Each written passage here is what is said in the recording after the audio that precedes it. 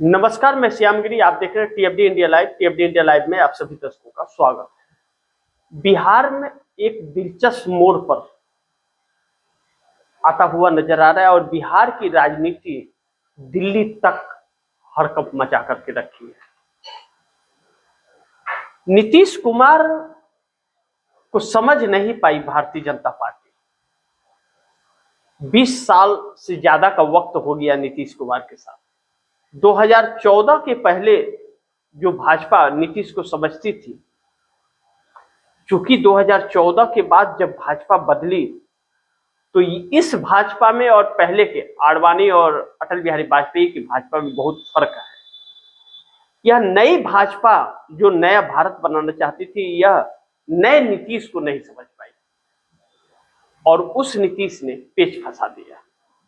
पिछले दिनों जो यह निकल करके आया, मैंने आप दर्शकों को खबर बताई थी कि बिहार के अंदर नीतीश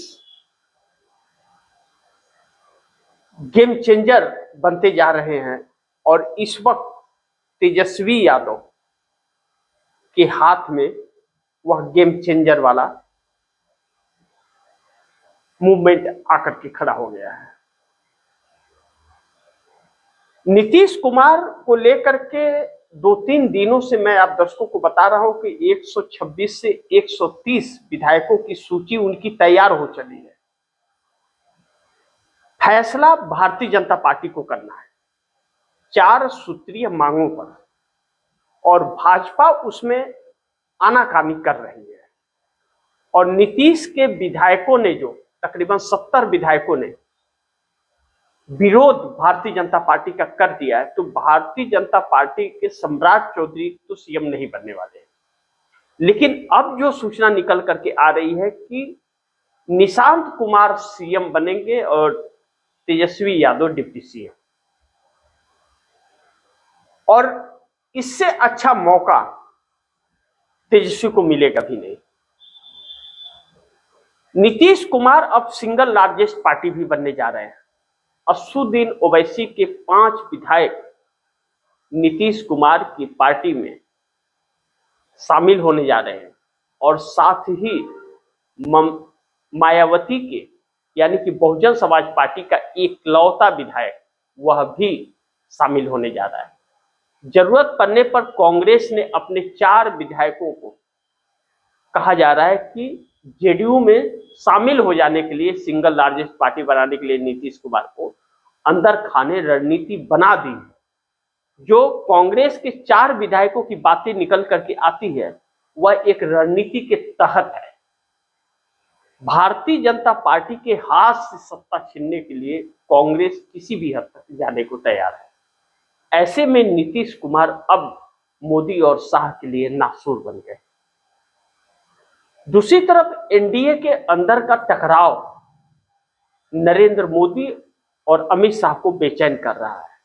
पश्चिम बंगाल के अंदर भी भारतीय जनता पार्टी चुनाव जीत जाएगी। अभी ऐसा कुछ भी कहना बहुत जल्दबाजी होगा, लेकिन भारतीय जनता पार्टी 2026 में ही, इसी 2026 में केंद्र की सत्ता से उखाड़ कर फेंक दी जाएगी। इस बात का ऐलान आज ममता बनर्जी ने बड़े मंच से पश्चिम बंगाल में कर दिया कि हम दिल्ली पर कब्जा करेंगे। अब यह भारतीय जनता पार्टी के लिए नींद उड़ाने वाला है। अब किसी भी कीमत पर भाजपा चाहती है कि पश्चिम बंगाल जीत लिया जाए। पश्चिम बंगाल हारते ही भारतीय जनता पार्टी के 12 सांसद पश्चिम बंगाल के तृणमूल कांग्रेस में मिल जाएंगे और भाजपा कुछ नहीं कर पाएगी। मोदी शाह की मुश्किलें बढ़ गई हैं। पिछले खबरों में मैंने आप दर्शकों को यह भी बताया था कि ममता बनर्जी का संपर्क नीतीश कुमार से लगातार है और चंद्रबाबू नायडू संपर्क में कांग्रेस के लगातार बने हुए हैं। नीतीश कुमार को और चंद्रबाबू नायडू को इंडिया गठबंधन में आने के लिए कांग्रेस की सहमति जरूरी है और कांग्रेस की गारंटी जरूरी है। यह ममता बनर्जी भी जानती है, अखिलेश यादव भी जानते हैं और कांग्रेस खुलेआम यह कह चुकी है कि आइए और सरकार बनाइए। 100 सांसदों का समर्थन कांग्रेस का के साथ है। ऐसे में कहा जा रहा है कि नीतीश और नायडू को दोनों को ही बहुत बड़ा ऑफर मिला है, यानी कि पूरी तरह से सत्ता इन लोगों के हाथ में देने की ऑफर मिल गए हैं। ऐसे में नरेंद्र मोदी का होश उड़ना लाजमी है। अब नरेंद्र मोदी के लिए एक झटका और जो बड़ी महत्वपूर्ण होने वाला है, कहते हैं कि बड़े मियाँ छोटे मियाँ सुभान अल्लाह। जयंत चौधरी के 2 सांसद हैं और जयंत चौधरी अखिलेश यादव के संपर्क में बताए जा रहे हैं। पश्चिमी उत्तर प्रदेश से आते हैं और उत्तर प्रदेश का 2027 में विधानसभा चुनाव है। जयंत चौधरी भारतीय जनता पार्टी के साथ पूरी तरह से समाप्त हो जाएंगे अगर रहे तो। इसलिए पश्चिम बंगाल में ममता बनर्जी और पश्चिमी उत्तर प्रदेश में जयंत चौधरी ऐसे संकट में पड़े हैं कि पश्चिमी उत्तर प्रदेश के किसान, जाट और मुस्लिम समुदाय जो उनका वोट बैंक रहा, वह उनसे दूर होकर के कांग्रेस प्रत्याशी को समर्थन करता हुआ नजर आ रहा है और अखिलेश यादव का कांग्रेस के साथ गठबंधन। अब जयंत चौधरी भी अगर जाते हैं तो यह छोटे स्तर पर घाव बड़ी गंभीर करेगा भारतीय जनता पार्टी को। ऐसे में नीतीश कुमार की महत्ता बढ़ जाती है और यह सब कुछ समीकरण नीतीश कुमार के फैसले लेने के बाद की बात है। नीतीश कुमार भारतीय जनता पार्टी को 4 सूत्रीय मांग देकर भारतीय जनता पार्टी को ऐसा उलझा दिए हैं कि भारतीय जनता पार्टी किसी भी कीमत पर उन 4 सूत्रीय मांगों को मान नहीं सकती और अगर मान लिया तो जिसे वह प्रेजेंट करेगी सीएम के लिए, गृह मंत्री के लिए, वह नीतीश को पसंद ही नहीं आएगा। ऐसे में नीतीश कुमार का 126 से 130 विधायकों का विधायक सूची तैयार कर लेना, 9 अप्रैल को जैसे ही नीतीश कुमार राज्यसभा सांसद का शपथ लेंगे दिल्ली के अंदर, शपथ लेने के बाद बिहार में खरमंडल शुरू होगा। एक हाथ इस्तीफा और दूसरे हाथ सरकार बनाने का प्रस्ताव नीतीश कुमार पेश करेंगे। अब यहीं से भारतीय जनता पार्टी की शुरुआत होने जा रही है। इसी के लिए ममता बनर्जी ने ऐलान किया है कि 2026 में ही हम मोदी की सरकार गिरा देंगे, दिल्ली में कब्जा करेंगे।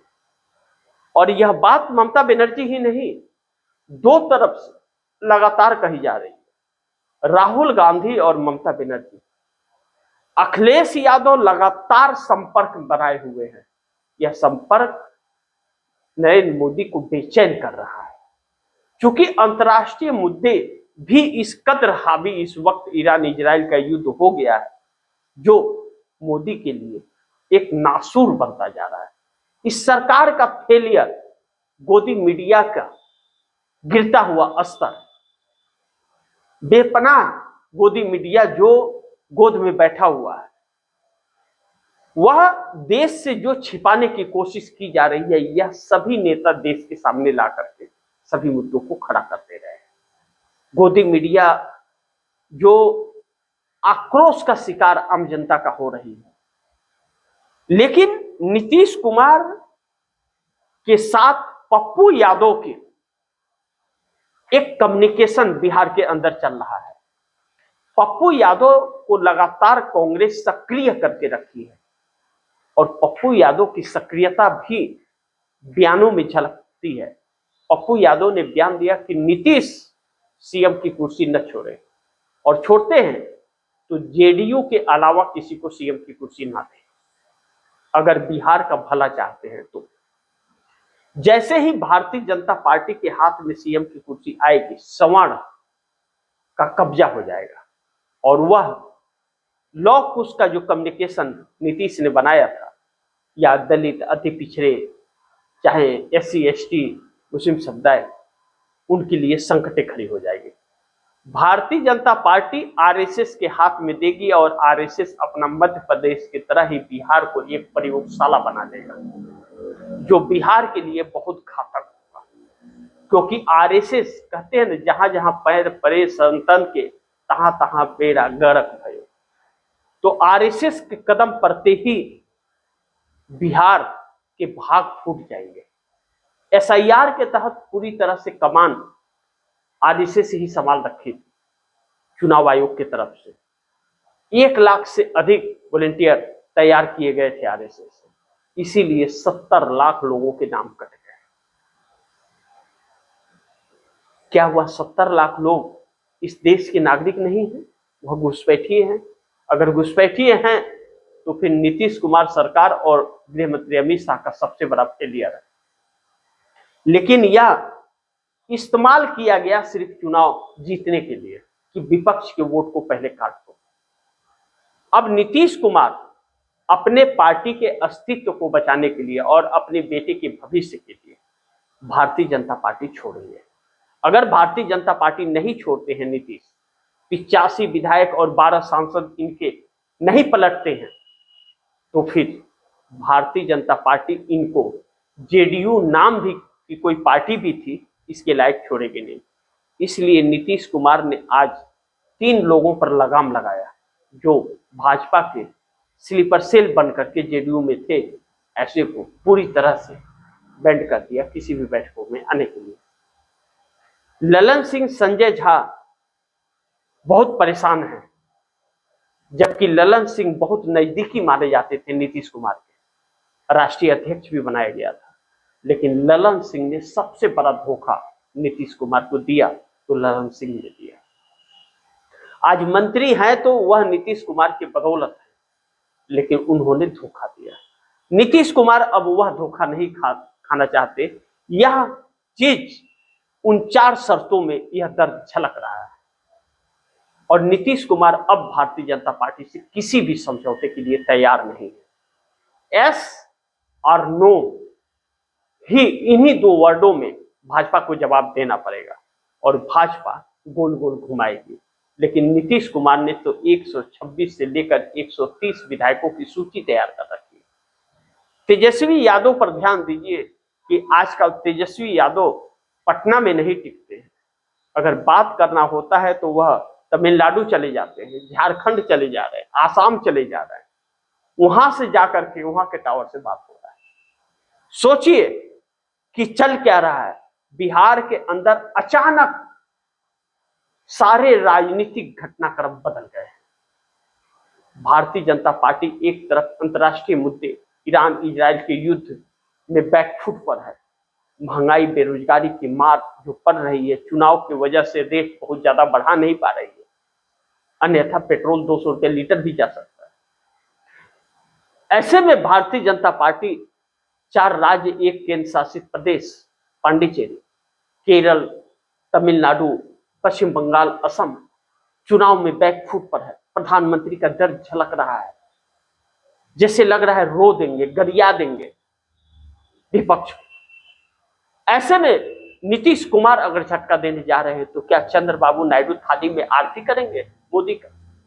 चंद्रबाबू नायडू भी पूरी तैयारी में है और चंद्रबाबू नायडू के ऊपर 17 लाख फर्जी वोट का जो आरोप लगा है, वित्त मंत्री निर्मला सीतारमण के पति प्रकला प्रभाकर ने लगाया। चंद्रबाबू नायडू ने मोदी का साथ नहीं छोड़ा तो चंद्रबाबू नायडू भी इस लपेटे में आ जाएंगे। जनता में एक आक्रोश उत्पन्न हो रहा है, लेकिन नीतीश कुमार इसकी शुरुआत करने जा रहे हैं जो भारतीय जनता पार्टी के तख्ता को पलट कर देगा। पहले शख्स नीतीश होंगे जो 85 एमएलए और 12 सांसद के साथ समर्थन वापसी का ऐलान करेंगे। नीतीश यह फैसला बहुत जल्द करने जा रहे हैं, ऐसा प्रतीक हो रहा है, क्योंकि राजनीतिक हवा बिहार में अचानक बदल गई है।